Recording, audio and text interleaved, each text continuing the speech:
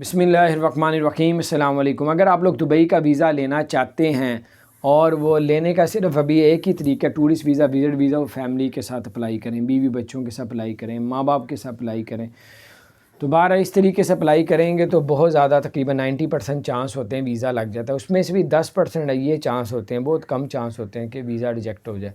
تو بہرحال فیملی کے ساتھ ویزے لگ رہے ہیں۔ آپ اگر family tourist visa, visit visa لیتے ہیں اور آپ دبئی چلے جاتے ہیں تو آپ کو جو ہے اگر جاب مل جاتی ہے تو آپ کا وہی ویزا ریزیڈنٹ پرمٹ میں تبدیل کر دیا جائے گا۔ تو سنگل ویزا بھی انٹری وہ بند کی ہوئی ہے، اگر کوئی سنگل اپلائی کرتا ہے، وہ 13 ملکوں پہ پابندی لگائی ہوئی ہے۔ میں نے کہا آپ کے ساتھ شیئر کروں۔